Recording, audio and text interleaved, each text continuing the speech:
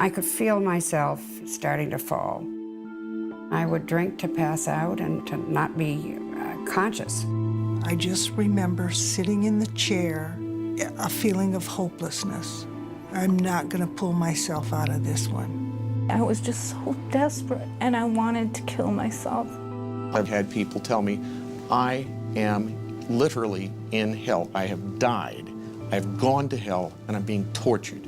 It's just so unbelievably painful to watch your child suffer with this. They really tried basically everything that they had at the time, but medication just did not work for me at all. Why make someone suffer so much? That's when he brought up the subject of ECT. It's putting electrodes on your head and shooting electricity into your brain. If something goes wrong, what happens? The feeling of not knowing something you've never done before, about severe memory losses. Most patients do have some degree of memory loss with ECT. I think that books and movies have unfairly shaped public perception on what electroconvulsive therapy is. No doctor can tell me how it works in terms of the brain function. Nobody has been able to determine that. They do know in huge percentages of cases that this is the only thing that works. This is ultimately what we have to ask with electric shock. Is it a salvation that can get them out of that condition, or is it going to cause them to lose so many memories that it's robbing them of the sense of who they are? I was desperate. This is my only hope.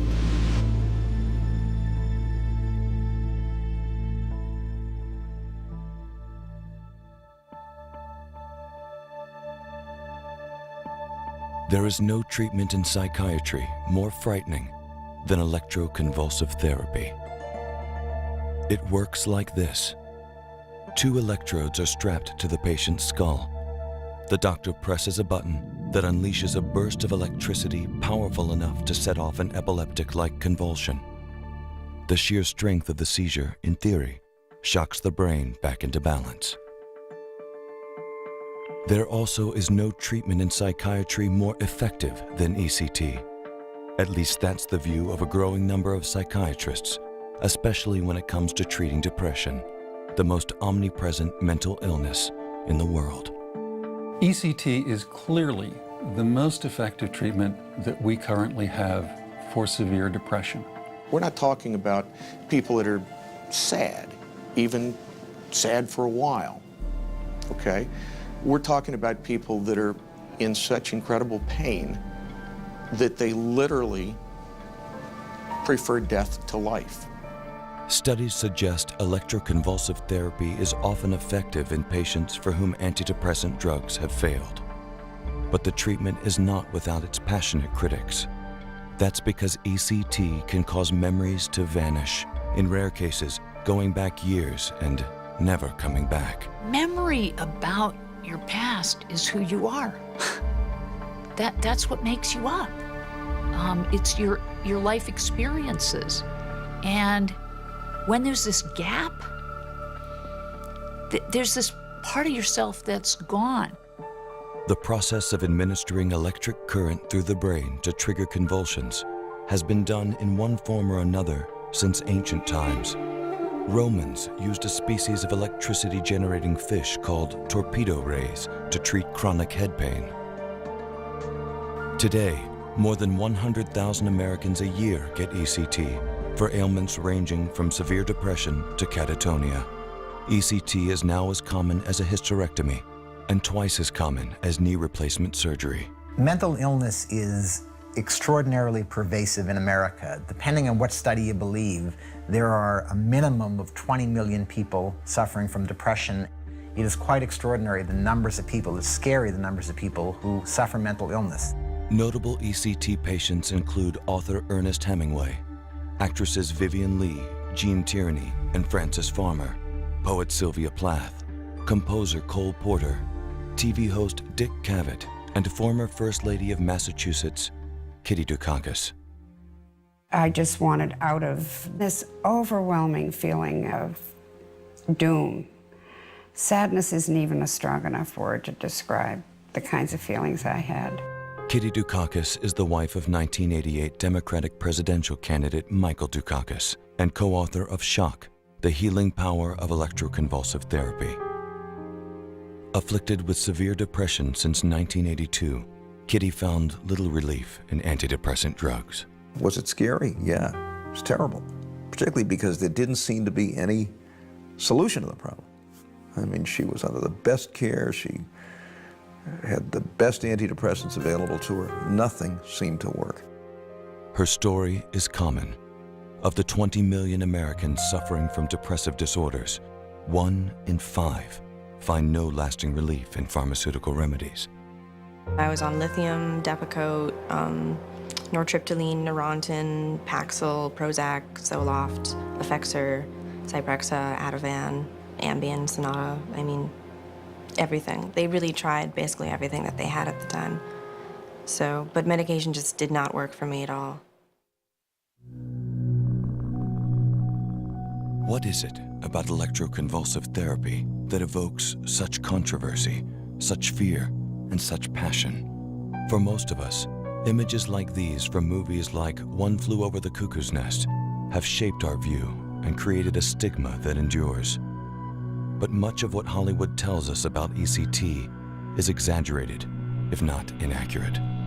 I think that books and movies have done an injustice in terms of their portrayal of electric shock therapy. They have taken a dramatic license with it that is just not fair to the people who are trying to decide whether it can work for them. We deserve the full story, we deserve the good and the bad, but we deserve it stripped free of all those images, those inaccurate images that show up in the movies and too often even in books. That is not to say that the therapy once commonly called electric shock treatment has an innocuous history. As late as the 1940s, before the introduction of anesthesia and muscle relaxants, patients commonly suffered dislocated jaws, broken teeth, and a multitude of fractures to the neck, shoulder, spine, and head. For a time, ECT nearly went the way of the lobotomy, dismissed as cruel and unethical. But more than a half-century later, in this era of Prozac and the quick fix, ECT is the only remedy in mainstream medicine that is expanding in use, receiving increased attention in research, and for many, offering life-saving hope, even as much of the public believes it is extinct. I often think about how much Michael has had to take of this horrible, wondering whether I was going to be alive when he came home. It happened many times. I mean, the woman I loved was sitting there like a bag of bones. When I was in high school, I used to walk to and from school, and you can actually see my parents' bedroom from the sidewalk.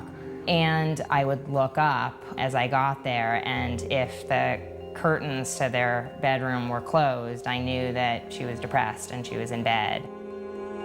I just remember sitting in the chair, a feeling of hopelessness.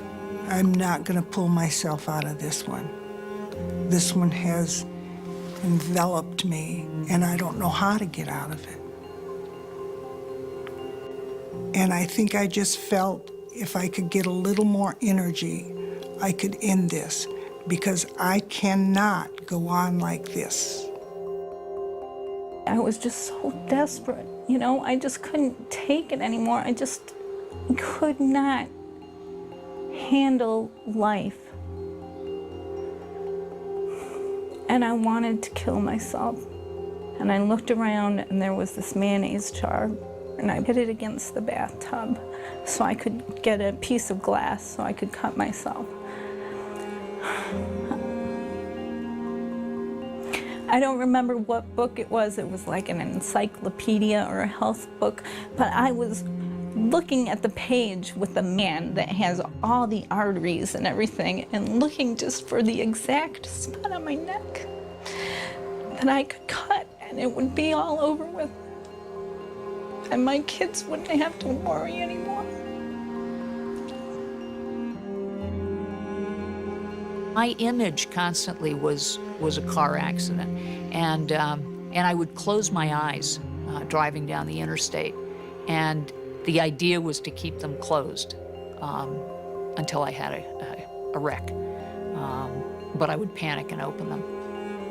It's a terrifying thing, and it's terrifying because I knew that it was inevitable that I was going to die at some point from it.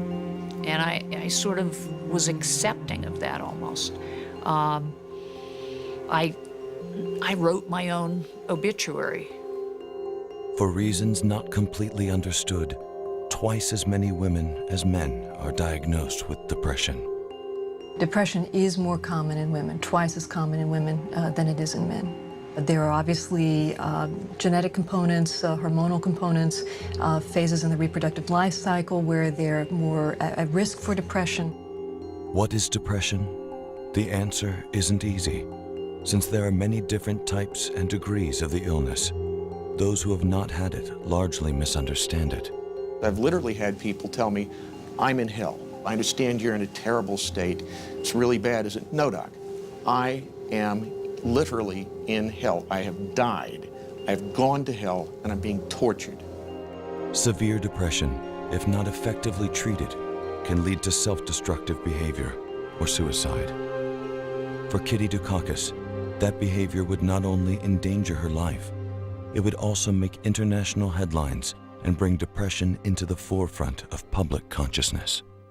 Vice President George Bush, the Republican nominee, and Governor Michael Dukakis, the Democratic nominee.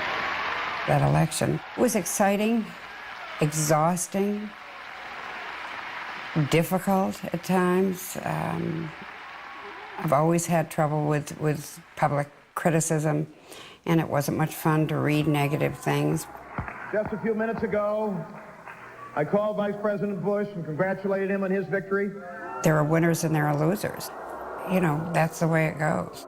Being in the spotlight was not something that I or she had not been, though this is a much, much bigger spotlight, much more intense.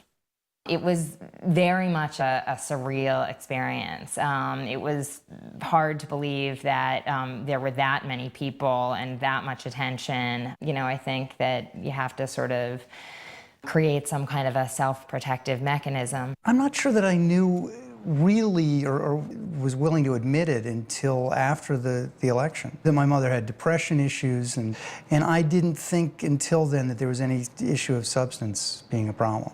After the presidential campaign, I was having a very hard time. The drinking had escalated, and I was showing real signs of alcoholism at that time. I have often said that I didn't think Kitty was alcoholic if she wasn't depressed first. When she's depressed, I think she'll take anything to get rid of that depression. It would get so bad, and she would become so despairing and so depressive that sooner or later she'd drink herself into unconsciousness. There was nothing left in the house with alcohol. And I remember going through everything looking for the word alcohol. And I remember seizing on that rubbing alcohol bottle, not thinking, but I did swallow some and passed out. I went into my mother's room and lights were off. I couldn't rouse her. And I turned to look and see that she had thrown up in the bed and that she was kind of lying in it. And it was horrifying, just a very difficult moment to experience. That my son would find me that way was just very disheartening. That became almost a regular feature of these terrible 3 or 4 month depressive periods that she would go through. And of course, to have this splashed all over the papers was particularly painful. Just 1 year after her husband's presidential bid was defeated, Kitty Dukakis is in a Boston hospital tonight in intensive care.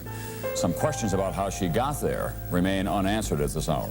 Rule out whether there was a suicide attempt here? We are not going to discuss anything further regarding the clinical condition. We will as soon as Kitty is comfortable with that. One of the doctors who came in to see me said to me, "Were you trying to kill yourself?" And I said, "Not consciously. I just did not. I want to live and live without this horrible depression." Nobody during that time or any other time until I was at the Mass General mention the word ECT. I didn't know what it was. Nobody had told me that there was something that might be able to help me. While Kitty Dukakis embodies the characteristics of the typical ECT patient, more than 2/3 are female and 1/3 are over 65. Use of ECT spans both genders and all age groups. The mania that I experienced was like trying to live life at breakneck speed. It was like I was going 180 miles an hour. There was no resting. I mean, I was compulsively shopping, spending, drinking, doing drugs, having promiscuous sex, and all of those are symptomatic of bipolar disorder. Andy Berman is the author of Electro Boy, a memoir chronicling his years of manic behavior. It had been a very long time of having tried every medication, had every side effect of every medication, and having made a decision to have ECT in a day when it was really a last resort, because if I didn't, I would have done something crazy. It was very hard dealing with bipolar, and I still have bipolar, but when I get sick, I'm staying up till like 1:30, 2 in the morning, like just correcting papers, I wanted everything perfect, and I wanted but I was not getting anything done. That's the thing. I was trying to make everything perfect, but I wasn't getting anything done. Katie Steinhoff was 17 when she received ECT for severe bipolar disorder, 9 treatments in all. Bipolar people connect things, like they think, oh, if you're driving in a car and it's red, like my grandparents have a red van, and I'll see it and I'll be like, oh my gosh, I connected it, and I'll be like, oh my gosh, they're mad at me because I see a red van. I mean, I struggled to get my arms around this, and then you try to weigh in your mind, wow, you know, if you could lose your sight, I could live without my sight. I could live without hearing. But I don't know if you live without your mind. And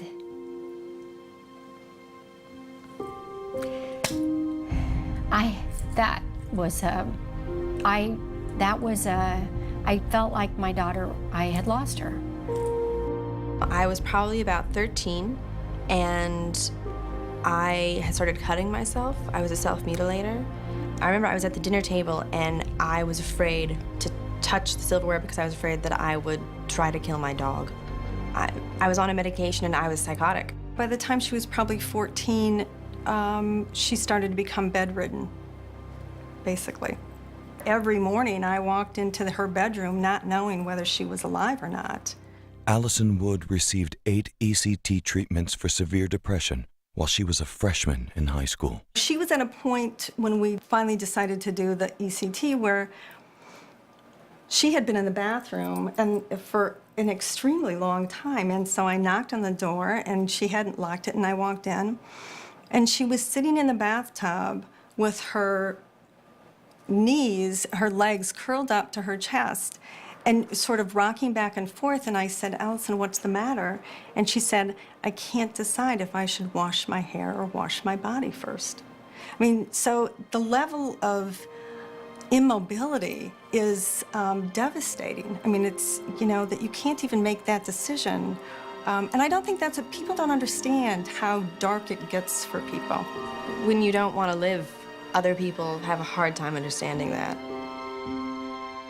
It's just so unbelievably painful to watch your child do this, to suffer with this. I really questioned whether or not I would, if she had attempted suicide, if I would have called an ambulance.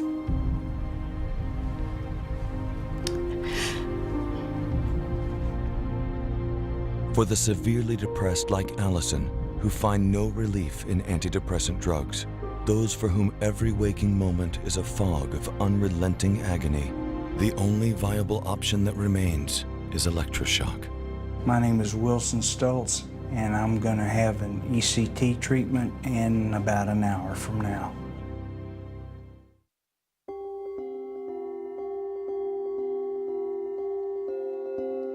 No film has done more to shape modern public perceptions of electroconvulsive therapy than Milos Forman's One Flew Over the Cuckoo's Nest. Released in 1975, it quickly became the 7th highest grossing movie ever and swept all 5 major Academy Awards. The power of film is enormous. The art of it, the art of One Flew Over the Cuckoo's Nest, and then the emotions of it, just, for me, fly off the screen. One Flew Over the Cuckoo's Nest did for electroshock what Alfred Hitchcock's Psycho did for motel showers, and Jaws did for swimming in the ocean. It created irrational fear. Images from Cuckoo's Nest were so transfixing that even 2 generations later, they continued to define public perceptions of electroshock treatment. In One Flew Over the Cuckoo's Nest, Jack Nicholson gave an absolutely brilliant impersonation of a grand mal seizure. It is an extraordinary piece of acting. Unfortunately, I think it has left people with the impression that ECT is about creating that horrific sight every time we do a treatment. And nothing could be further from the truth. Nevertheless, by 1980, the use of shock treatment had plummeted by 50% from just 5 years before, with many hospitals abandoning it outright. Hollywood tends to take maybe a true account and then they'll distort it. Tony Perkins was a great actor, but not a great baseball man. I think he overemphasized me, what I really was like. I mean, I might have had some periods, but to me, he sounded like that was a constant crazy wacko, you know. Baseball great Jimmy Pearsall received ECT in the 1950s for major depressive disorder. His life was the subject of the 1957 film Fear Strikes Out. Like, people see that and they just, well, he really was wacko. They had me climbing a screen. I never climbed a screen. I still haven't been able to make contact with Jim. And there's only one other possibility. I need your consent for that. Electroshock. They look at you strange, you know, because you've got that stigma. You'll never lose that stigma. You got to fight it all the time, even now. Evidence of how controversial ECT had become came in the summer of 1972, when Democratic presidential nominee George McGovern picked as his running mate Senator Thomas Eagleton of Missouri. Tom, I'd like you to be my running mate. Shortly after Eagleton was chosen as George McGovern's running mate, it was disclosed that Eagleton had suffered from depression and that he had been treated with, among other things, electric shock. McGovern at first backed his running mate, quote, 1,000%. But 6 days later, he dropped Eagleton from the ticket. When I learned of his treatment for mental distress, I hoped that his past afflictions would not be allowed to obscure and dominate the public dialogue. Yet it soon became apparent that a disclosure of psychiatric treatment stirred a powerful sense of uneasiness among many Americans. The stigma of ECT has been shaped by a history of abuse and sometimes tragedy. When I was 6 years old, I was taken from my foster family in New York City and given a series of 20 shock treatments. Ted Chubazinski was one of 98 children diagnosed with schizophrenia and made unwilling participants in an experiment at Bellevue Hospital in the mid-1940s. The incident was one of the darker chapters in the history of electroconvulsive therapy. What I remember very clearly, they would jam this handkerchief in my mouth and down my throat, and I'd start to choke. And I would struggle quite a bit, and they needed several people to hold me down. And in those days, they didn't give these muscle-paralyzing drugs that prevented you from thrashing around and fracturing your back. The ironic thing about all this, I never was psychotic. In October of 1962, this was the very week of the Cuban Missile Crisis, I was committed by my father to a psychiatric facility because I was supposedly a danger to myself or to others. And the examining doctors said that I had become a vegetarian, I'd grown a beard, I had withdrawn from society, and lived the life of a beatnik. And on the basis of that, I gained the label of paranoid schizophrenic. And with that label, they were able to take me to court, and they had a court order issued for my treatment against my will. And very, very soon after the court order was issued, the shock treatments began. The only thing that I remember was recovering from the last shock treatment, which was positively the most horrendous experience of my life. I published my book, The History of Shock Treatment, in 1978. I also co-founded the Network Against Psychiatric Assault.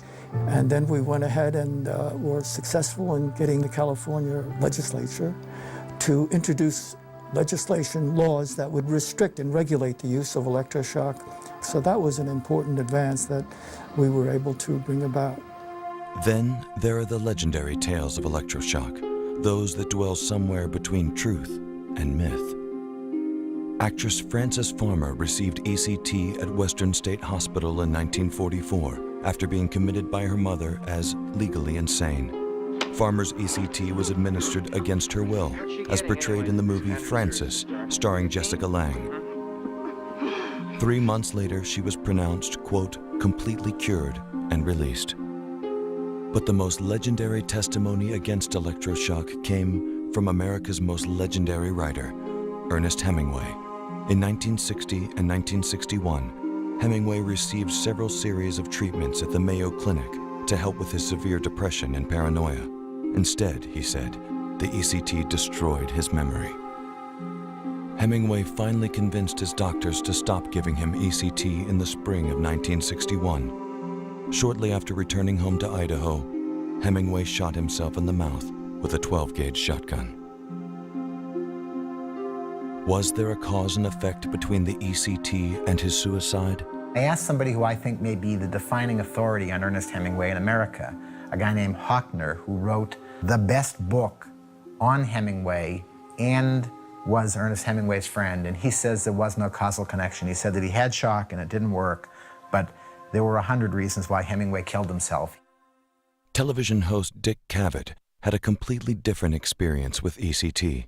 He wrote in People in 1992, quote, in my case, ECT was miraculous. I sat up and said, look who's back among the living.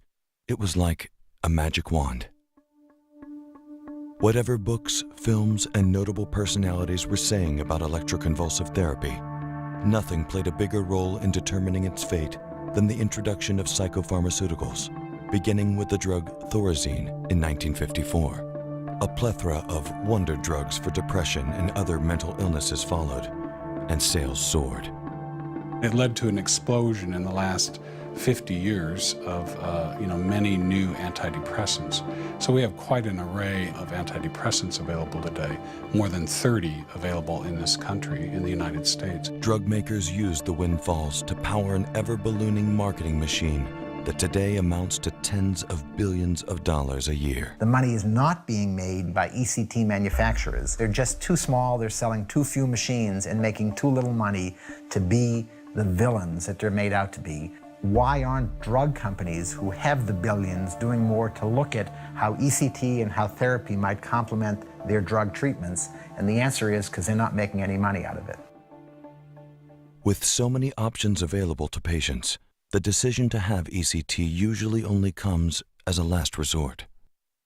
I was so desperate at that point that any recommendation, any suggestion was something that I would have accepted. My brother-in-law, Michael, asked me what my opinion was about regarding shock treatments. He was surprised to hear that I had undergone shock treatments, and he was pleased to hear that it had been a positive experience for me, so we talked about that. My brother-in-law, Kitty's sister's husband, Al Peters, was a huge source of support and help and guidance because he himself was a recovering alcoholic and had been for years. I didn't realize that at the time that they were contemplating Kitty receiving shock treatments. When I first saw Kitty, I thought that she was an excellent candidate for ECT. She had classical symptoms of depression, and her illnesses had been only partially responsive to antidepressant therapy. Charlie Welch obviously has been Kitty's doctor and strongly suggested that if she had another depressive cycle, and chances were that she would, that we ought to seriously consider it. Everyone knew that the medication wasn't working. Everyone knew. My doctors knew, my family knew, my mother knew. And ECT just got brought up as an option. I didn't know ECT still existed. You know, you hear about it. It was this thing that used to be used, this kind of horror thing of the past. I thought it was like you were in a bathtub and you get zapped. So who would want that? I didn't think it was done anymore. I thought it was like lobotomies. You know, you just don't do it. I went into it with fear. I was afraid to do this. And if something goes wrong, what happens? I was ready to try anything. I couldn't get out of bed. I wouldn't leave my house. Is this going to be worse? Should I wait 2 weeks for my birthday and see if I'm alive? Or should I go through with these ECT treatments?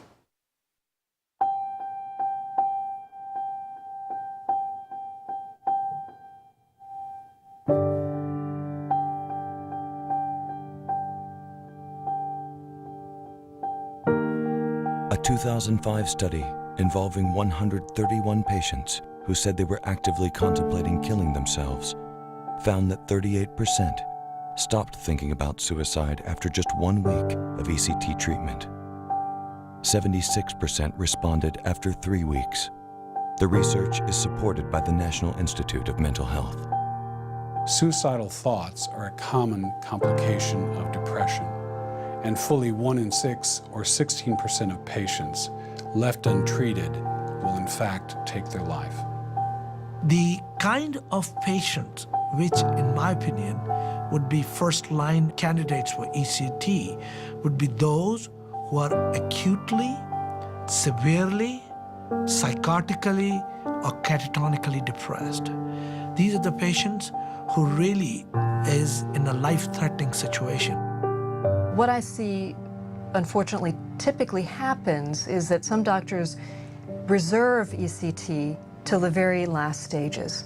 And by last stages, I mean it's not uncommon for me to see people who have been ill continuously for 10, 20, 30 years, who've been through medication after medication after medication, who've suffered significant side effects from these medications, who, as a result of their chronic depression, have lost their jobs, have had significant problems in their family, and who are utterly hopeless. Why make someone suffer so much when you have a treatment that could be effective for them earlier in their course of illness? I must say, I've had also patients who look to me like they would do wonderfully well with ECT. Didn't help. They're the minority. I can only think of a handful like that. Like any other treatment in medicine, it's not going to work for absolutely everybody. People need to have hope. What we call major depression is a treatable disorder. It's just a matter of finding what the treatment is.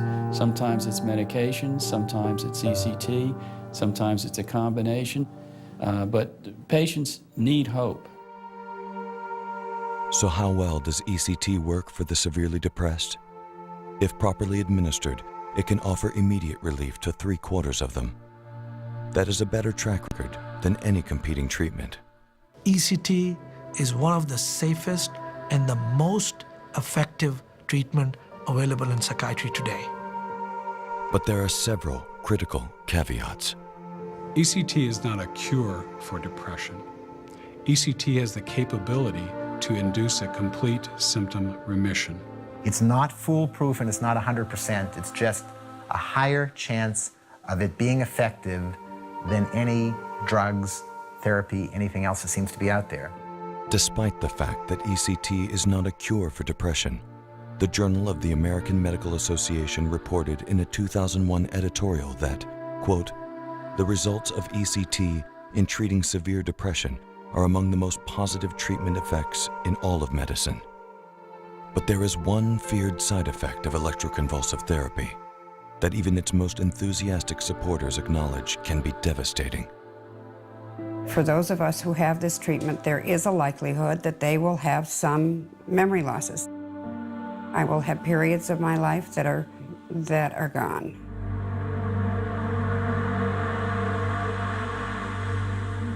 I didn't even know who the President of the United States was in 1963 when I came out of that shock treatment, although John F. Kennedy had been elected president in November of 1960. That was the extent of the memory loss. The most feared side effect of electroconvulsive therapy is memory loss.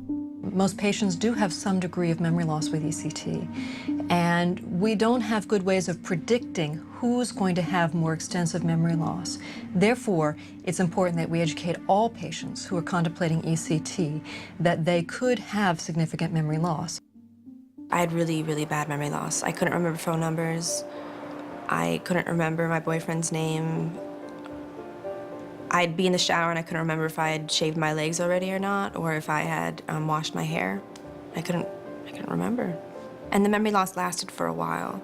It was a couple months. While I was having this treatment, a dear friend of our family's passed away. I had to be told that story 3 times before I remembered it, and each time that I was told, I relived it like I'd never known that he had passed away. The really only thing that I have a problem with is like people's names, and it's not really a big deal. There was a cute male nurse in the room. And I looked at my mom and I said, "Mom, am I married?" And she said, "Yes, Christine, you're married to a wonderful man, Morgan, and you have 2 wonderful children." Like, oh yeah. It was like coming out of a dream. The research studies seem to suggest that ability to retain new information gets back to normal within a matter of days to weeks after ECT. But there may be some gaps that may be permanent. I worry about sort of losing this part of my mom, and that's really sad and scary. I would forget telephone numbers, I would forget people's names who I should have remembered. And of course, at age almost 70, you do have some memory disturbances, but this was beyond that.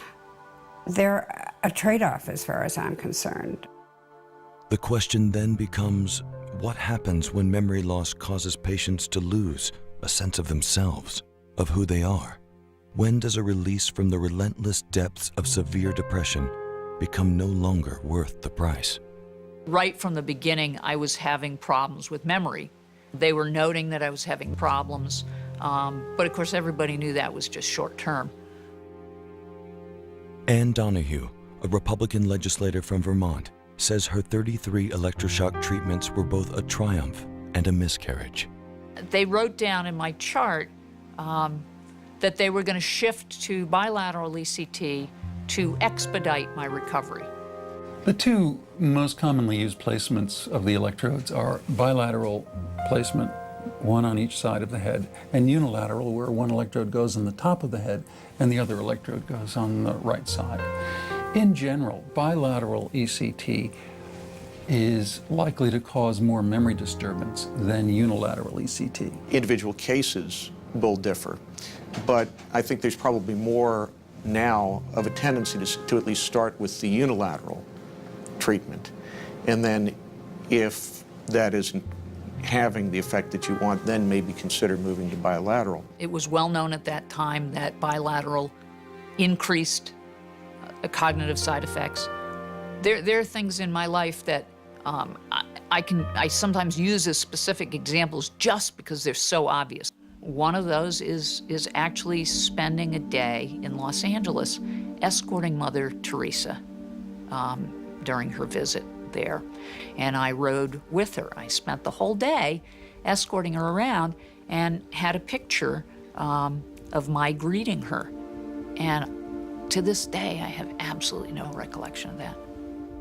Donahue has been instrumental in pushing for tougher disclosure laws for ECT. I worked on getting a bill passed in Vermont that really warned of risks. I have faith in the medical profession that you know, their doctors aren't out to do damage, but people who are still putting forth the message, I think in the effort to defend what's good and valid about ECT as a treatment, are overly defensive and are saying there is no memory loss. Right from this chair, I would tell my patient not too long ago that, oh, don't worry about the memory problems. So it was not really downplaying. That's what the evidence was. It is the responsibility now of the treating physician to provide that information to the family and to the patient. For the individual, it comes down to a choice between the risk of memory loss and the chance for salvation.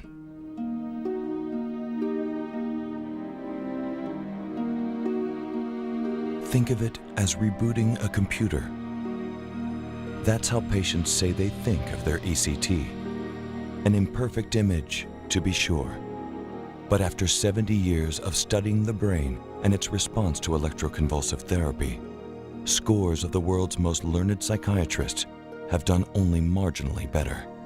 How does ECT work? To tell you the truth, I can't tell you how any treatment in medicine works. Most treatments, we have some ideas about how they work, but we don't really have the absolute proof. In terms of ECT, it does produce the same kinds of chemical changes in brain neurotransmitters that antidepressant medications, for example, produce. And it does it very powerfully. For most of us, the concept is difficult to understand. How is it that a jolt to the brain and the seizure that ensues can lift a patient out of despair? Electroconvulsive therapy uses small electrical currents applied to the scalp to induce a seizure in the brain. It releases all of the major neurotransmitters. It alters the expression of the receptors for those neurotransmitters. It alters gene expression. It changes the blood flow and metabolism in the brain in ways that we can measure with imaging. For all we know about ECT, more remains unknown and perhaps unknowable. We're really not close to an answer in terms of how the brain works, what is depression at a neurobiological level. And then there's the question of safety, especially for pregnant women and the elderly, two groups with a statistically higher rate of severe depression. As far as the pregnancy is concerned, the current or stimulus does not go to the fetus. Of course, there are anesthetic agents which may have some effects, okay? But they're minimal. ECT in patients who become severely depressed during pregnancy is a very safe and effective treatment. On the contrary, some of the antidepressant medications which may cross the placental barrier can have direct effects on the fetus. Some of our patients are getting ECT simply because they are too medically at risk to tolerate a course of antidepressant medication. And for those people, ECT is safer than taking antidepressant drugs. Elderly people, they are very sensitive to the side effects associated with antidepressant medication. ECT can be provided in a very safe environment and in a very speedy, effective way to relieve them of their severe depression. The modern comeback of ECT has led to promising studies in newer, lower impact procedures. VNS stands for vagal nerve stimulation, and it is a surgical implant which is kind of like a pacemaker, and it's attached to a wire that is implanted underneath the skin and ties onto a nerve in the neck called the vagus nerve. And by sending impulses to the brain, it changes brain activity. A year ago, it was approved for the treatment of depression. TMS stands for transcranial magnetic stimulation. When you put the magnet on the head, the TMS coil on the head, you'll induce a small electrical current in the brain right underneath the coil where you're stimulating. So TMS is a way of non-invasively stimulating the brain. MST stands for magnetic seizure therapy, which is not approved by the FDA. It's experimental, and it basically represents a cross between TMS and ECT, putting those two together to make a more targeted form of convulsive therapy. Our goal is to try to reduce the memory loss that you get with ECT. While the science of how ECT works may never fully be explained, the best way to experience what ECT is really like is to witness a patient undergoing it.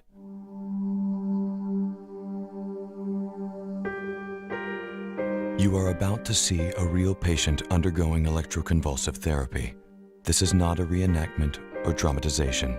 Because the procedure takes approximately 10 to 15 minutes, with added time for preparation and recovery, this sequence has been edited for brevity. The procedure will be supervised by Dr. Mustafa Hussain. director of the Neurostimulation Research Lab at UT Southwestern Medical Center in Dallas. Wilson, when he gets depressed, is not able to really even take care of himself. He's unable to perform even minimal activities, and all that, it just gets accumulated. As you know, in a short while, we're going to give you some medications to help you, sleep. We'll introduce a small amount of current with the electrodes, which will be on your forehead, essentially. And that will induce a seizure. I'm going to give you some oxygen to start breathing. Are we ready? Then go ahead. Typically what you'll see is about a 3 to 5 minute period where the blood pressure and heart rate are accelerated, and gradually they'll return to normal. We're going to give you some medication. You're going to drift off to sleep, okay? I'm going to ask you to squeeze my fingers as you're going off.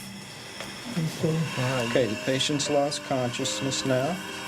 We see that he still has some respirations, although they're getting shallower from the methylhextol. What we do is we give medication which causes paralysis of the body's muscles. In order to monitor the seizure, we need to have some muscles who don't receive the medication for paralysis. And therefore, this particular foot should show a demonstration of the motor aspects of the seizure while he's asleep. The bite block is to prevent any injury to the teeth, or to the tongue, to the oral cavity in general. And then what we also try to do is hold the jaw up. Because as you'll notice, when we do the stimulation, that some of the facial muscles will contract because of the direct stimulation itself. We're at 3.5. Okay. You ready to breathe? All right, the bite block is in, the jaw is occluded, the leads are in place. I'm going to go ahead and treat now.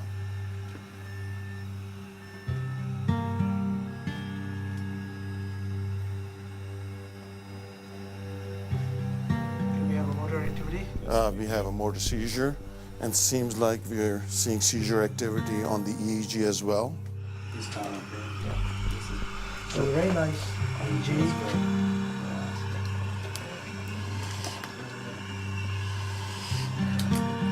And we also are having an EEG with the motor. And Dr. Stubbs, the hemodynamic parameters are still pretty good. We're looking very good. We had an increase in the heart rate as expected, but nothing too dramatic. I've given him some more labetalol. We're doing quite well. After a few seconds, the convulsion is over. Seizure activity has really terminated essentially at this point, or this minimal. Now Wilson will wake up, and he will, once he starts breathing on his own, be taken to the recovery room. Wilson, you're just waking up from your procedure. Everything's fine. Take some deep breaths for us. I just go in there and I know everything's going to be okay. It's just something you know you need to do. So you cooperate with them because it's going to help you, and that's what you want. You want to feel better. You want to feel better, exactly. I have some short-term memory loss. We went to see a concert a few years ago, and I said, boy, I would have liked to have seen them. And she said, you did see that? I don't remember. You know, I would like to remember something like that, but but she said we went, so I know we did. And she said we enjoyed it.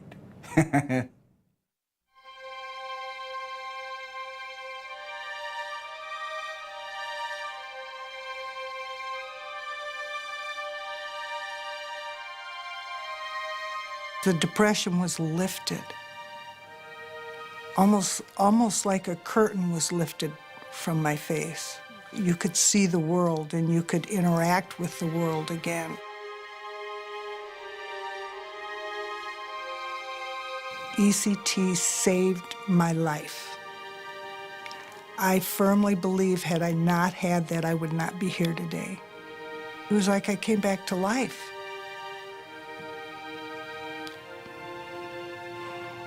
The little things make me happy now. Little things, blowing bubbles, eating chocolate, seeing children, running. My life is just so happy and full of joy now. And I have hope for people. And that's because I've been through it all and came out on the other side.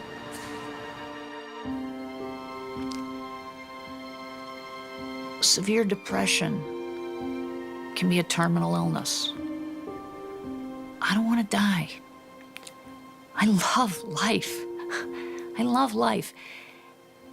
So if I was in that place and nothing else was working, I think I would want that choice.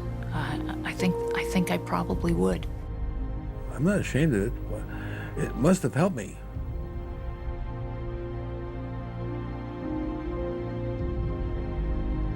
You got depression, you got fear of failure, you got fear of life. It's scary, you know.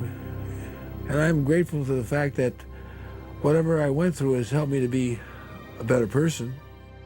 They dropped her medications and she came home a new person. She had a personal feeling that something was dramatically different. People should know ECT is not horrible. Every day I take it one step at a time. You know what, someone told me, don't be known as the bipolar child, be known as Katie Steinhoff. Bipolar, you don't cure it, but I feel like at this point in time we've done what we can to manage it. And Kate can move forward, and it's something she has, but it's not who she is. Even though we are different, we're a lot like many other people. We have Katie back, so you know, there's nothing better than that. I know a few people that got it once, it snapped them out of their depression, they never had it again. I think before this doctor is giving shock treatment, he should explain to people all the things that it does to them. You know, there's many people who complain they can't remember the birth of their child, their wedding, all these milestones in their life, and they're gone, they're just gone. This is my own belief that the body is really the temple of the soul, and that the brain is the inner sanctum of the temple. And to invade, to violate the brain, as electroshock unfailingly does, is really a crime against the spirit and a desecration of the soul. People used to say, are you pro-ECT or anti-ECT? This is, years after I had ECT. And I said, I'm really neither, but I really feel like it's a personal choice. And if you want to have the right to make that choice, you should have the right to choose to have this procedure, which is approved by the American Psychiatric Association.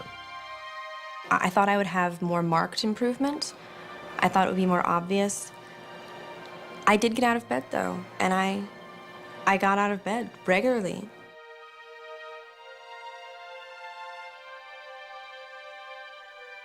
I think Allison has really a wonderful future ahead of her. She's an incredibly creative, gifted kid, or young woman, I should say. And I think she has a lot to share with the world. I find theater to be very freeing in a lot of ways because you can do that. No matter what's going on with you, you've got to go on stage and do something else. And I really like doing Shakespeare. This is probably my 7th or 8th Shakespeare production that I've done, and they're really fun. If at some point in the future, if I get depressed again, if medication isn't working, I will definitely consider ECT as an option. I would definitely have it again, and I would definitely tell someone who's thinking about it to go for it. The memory loss sucks, but it's not the end of the world, and I feel like it was definitely helpful. I had been told before my first ECT treatment on Michael and my 38th wedding anniversary not to expect miracles right away. I woke up from that first treatment. I was a bit groggy. I looked around, Michael was in the room, and we walked to the car together and began the drive home. We had decided before my treatment that I probably was not going to be in great shape to go out to celebrate that night. We're going home, she says, it's our anniversary, let's go to dinner. He almost got into an accident when he heard those words because he was just so surprised. I mean, I couldn't believe it.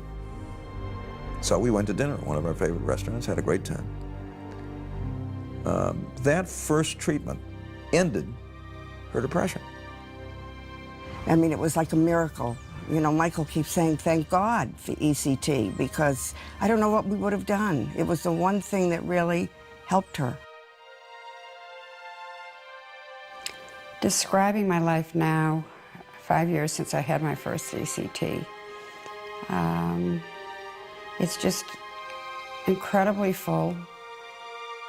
For me, it's been a lifesaver, and I think for us as a couple and as a family.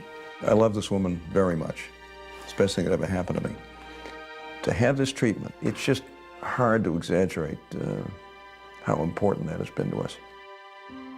Despite a history laden with misuse and brutality, and despite its fearsome portrayal in popular culture, electroconvulsive therapy is back. I wish there were better things out there. I wish there were things that gave somebody no risk at all and that were only about getting better. Electric shock, while it doesn't work for everybody, has a higher percentage of effectiveness than with any competing therapy. It is ECT users themselves who will one day decide the fate of this treatment. But as more and more success stories come to light, and as the shadows that have shrouded electric shock for more than 3 decades begin to lift, they are finding increased reason to hope.